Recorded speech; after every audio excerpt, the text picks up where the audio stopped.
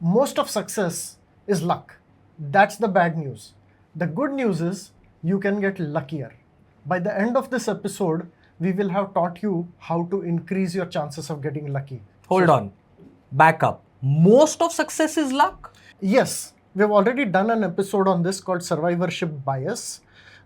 So check out that episode, but I'm going to repeat one example from there to make you understand why success is luck. Okay. Imagine that there are 32 people, all have been tasked with picking winning stocks. Right. Okay. Except that they know nothing about the stock market and they are picking randomly. Okay. Just out of complete random chance, half of those stocks will do better than the Sensex and half will do worse. Correct. So at the end of 1 year, 16 of them have picked winning stocks and 16 are losers. True. This continues. Yep. So for 1 more year, same thing happens.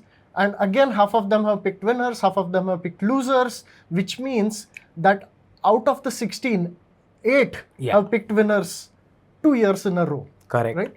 Repeat this 5 years in a row, and out of 32, there will be 1 person left who has picked the winning stock 5 years in a row. He's hailed as a stock picking genius. Okay? We have many, many more such examples showing that success comes from luck, but we just call those people geniuses because they have succeeded. Okay? But yeah, I get why you are saying that success is luck. But this is one specific example where success is luck, where you're literally picking stocks by throwing... No. So it applies everywhere else, right? Even if you're building a company, you're doing research, you're doing education. Okay. Everything has elements of luck, but after you succeed, you pretend that it was because of your hard work, right? Let me give you some quotes from some of the most successful people in the world, okay? Mark Zuckerberg, founder of Facebook and Meta and Instagram. He says that success like mine only happens with luck, okay? Mark Andreessen, the creator of Netscape, the first web browser in the world, one of the most successful investors in the world. He says that most successful entrepreneurs know that luck plays a huge role in the difference between success and failure. But they will only admit this under duress because admitting this in public harms their image as a business genius.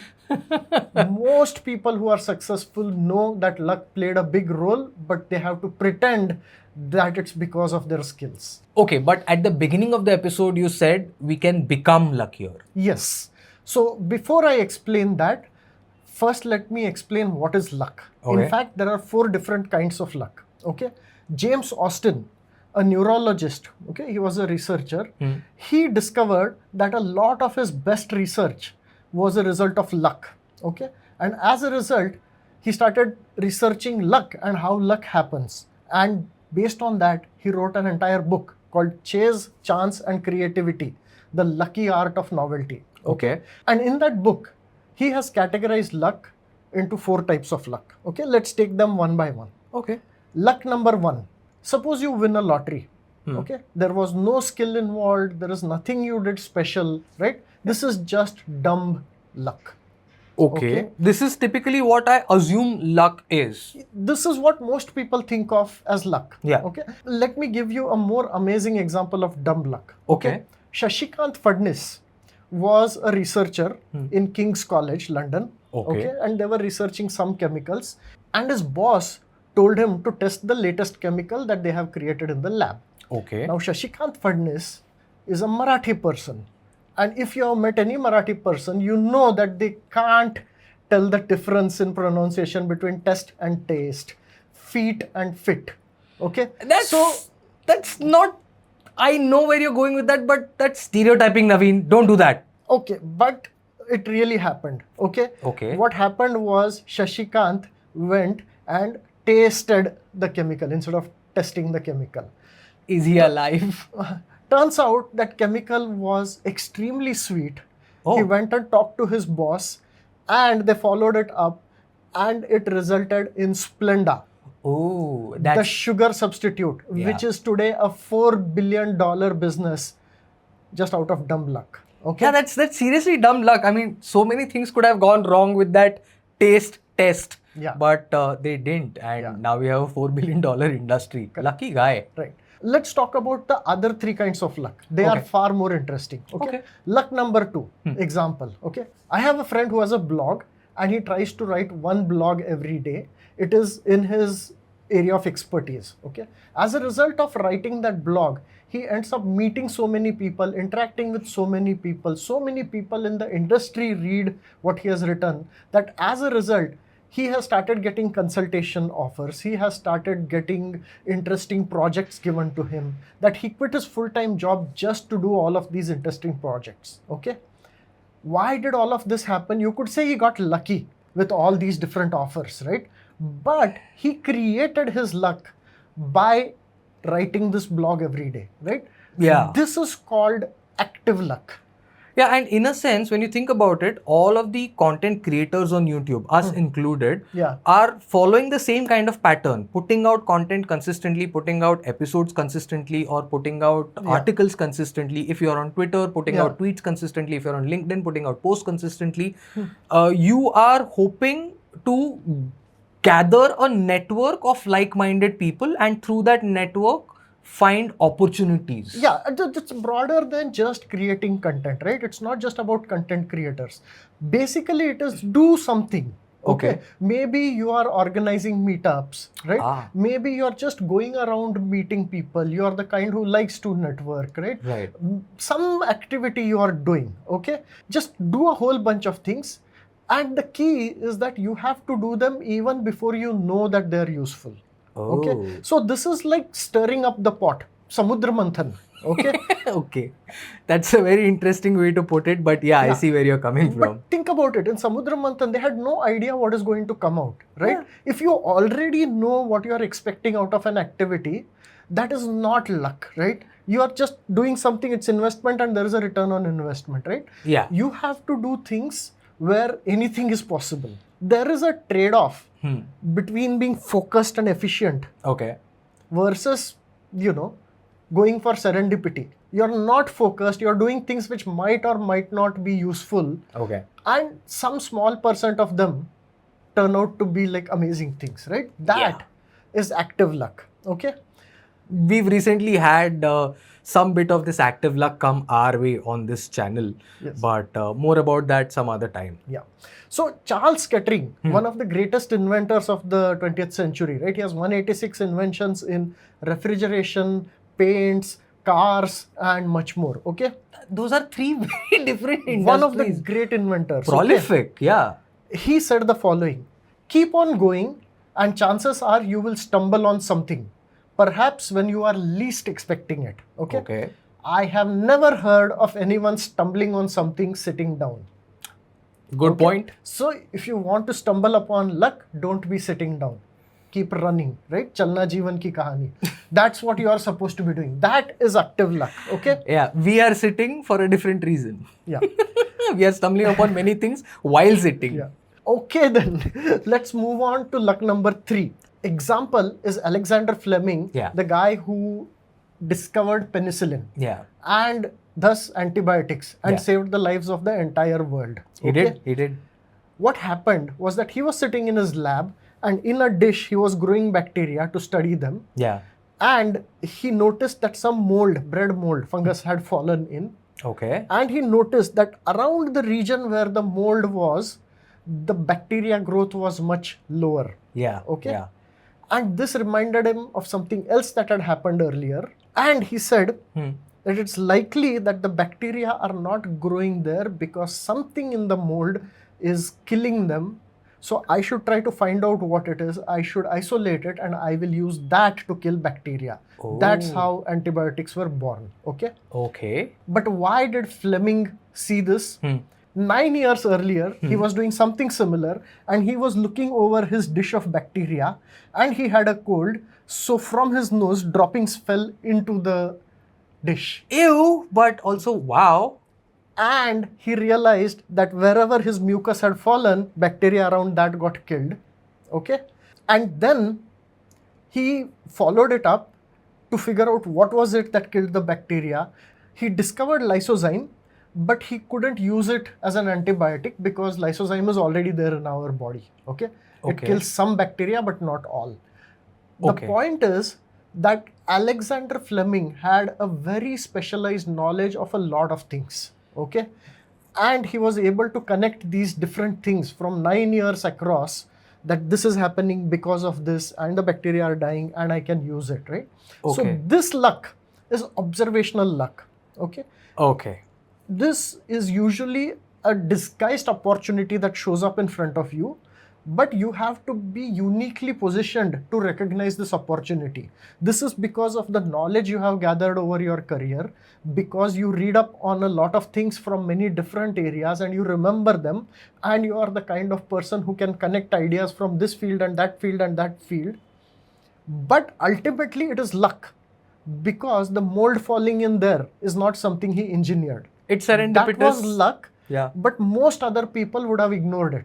True. He didn't, because of his observational background and the sharpness in recognizing that this is important. So this reminds me of a graphic that I have seen going around on the internet for a very long time. It's Yeah. basically a collection of dots, and then there are people who find groupings in the dots, Yes. which is basically data or information. Then there is knowledge, and then there is intelligence, and then there is of course a fourth one, which is wisdom. So it seems like observational luck is basically succession of this connecting the dot. That's a great example, right? The dots are there for everyone to see. The dots were probably luckily seen by a lot of people, Yeah. but you need to have that special observational skill and the specialized knowledge to be able to see the pattern. Regarding this, right, Louis Pasteur, the great inventor of the concept of vaccination, he has said that chance favors the prepared mind, right?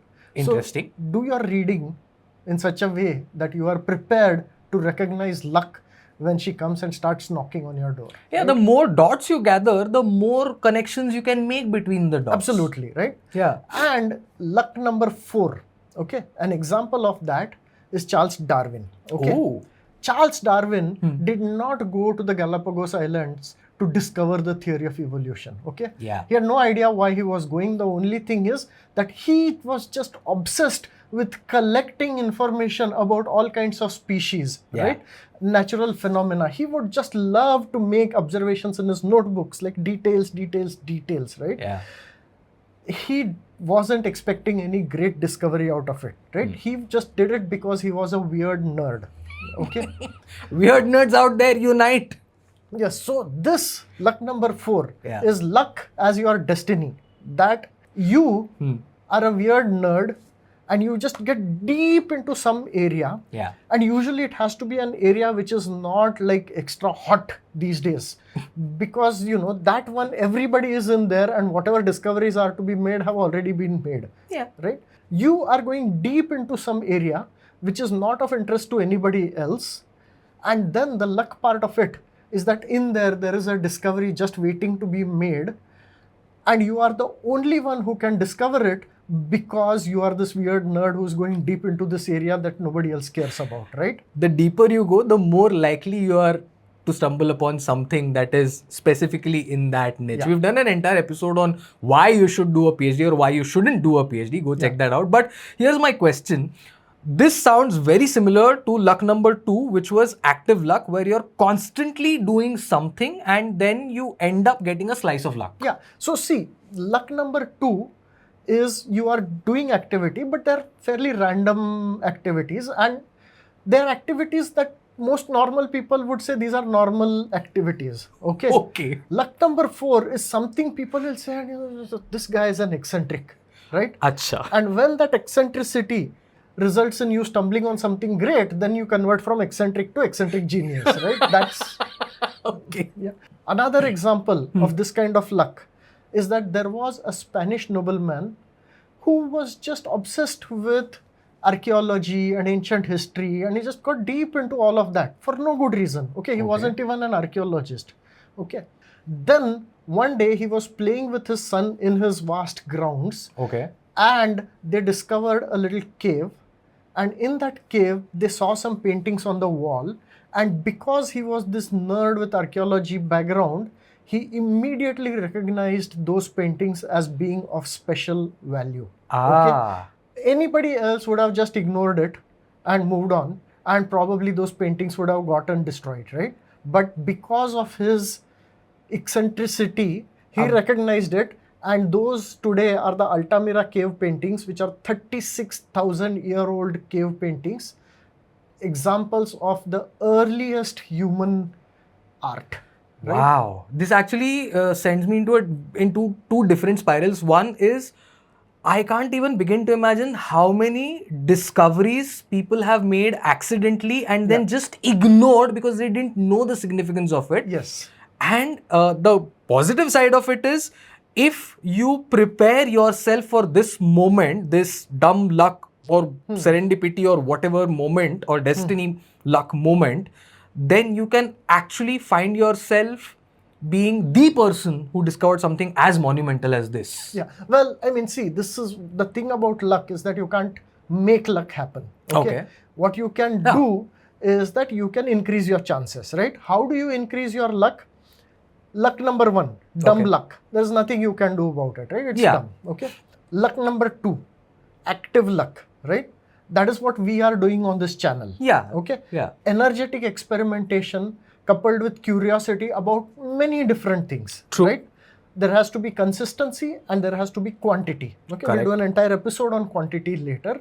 But the basic idea is to increase your surface area for luck. Cast a wide net. Meet as many people as possible. Also, the more relevant a meeting, the lower the chances that you will get lucky. Right? So, wait, what?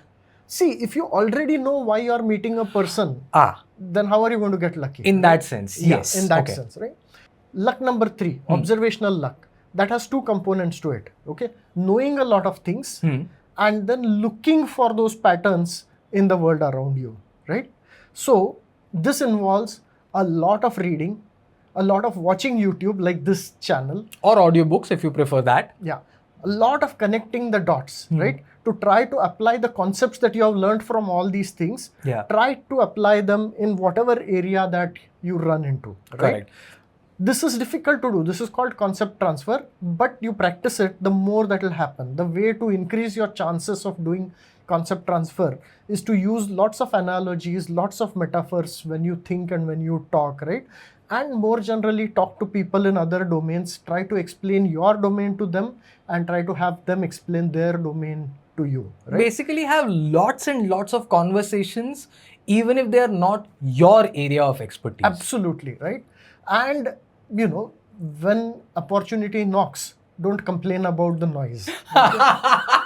I love that example. Sorry, but it reminded me of Pula Deshpande. शेजारचा radio वाजत असेल जोरजोरात तर तो आपल्याचसाठी आहे असा विचार करायचा. Exactly, right? When you hear a loud music coming from your neighbor's apartment, imagine that it is being played for your benefit and enjoy it.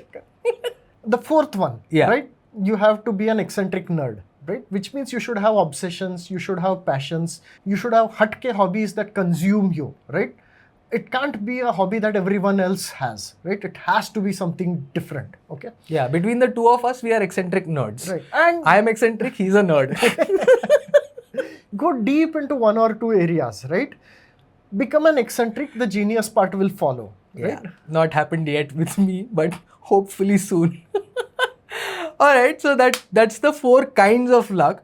But hearing you explain all of this, I am sensing that some of these can be converted into ingredients that you can use to brew your own luck. Yeah, absolutely, right? There is a famous quote which goes, the harder I practice, the luckier I get. Okay? It's attributed to the top golfers, but nobody knows who said it. But the fact is that it is true. Okay? Yeah. You can't control luck. You can't make luck happen, but you can increase your chances by doing these things, right? For active luck, do a lot of activity. For observational luck, do a lot of observation and have a lot of knowledge, right? So it depends on how energetic you are, how much experimentation you do. This is for luck 2 and luck 4. True. How curious you are, how knowledgeable you are. This affects luck 3 and luck 4. Which is observational luck and destiny. Yeah. And how unique you are, which affects all 3 of them, right? True. But specifically, I would say it affects luck 4 because the more unique, the more eccentric you might be perceived to be. And the most important thing to increase your luck is to watch all the episodes of this channel. Yeah, he's not kidding, by the way. This sounds like we are plugging the channel, but honestly, if you watch all of the episodes on this channel, you'll find a lot of concepts that you can either apply in your day-to-day life or that you can probably keep an eye out for when they happen to you in day-to-day life. And trust me, they happen to you because all of the episodes on this channel are about topics that happen to you in day-to-day life, but that you probably don't know why they happen, how they happen, and what you can do to be more in control when they happen. Correct. And I would suggest check out our episode on survivorship bias. Oh yeah. That will make you understand the importance of luck in success. Take a look. Yeah, because luck is a very important part of survivorship, as you might guess. This is Naveen surviving Srikanth. This is Future IQ surviving all of us.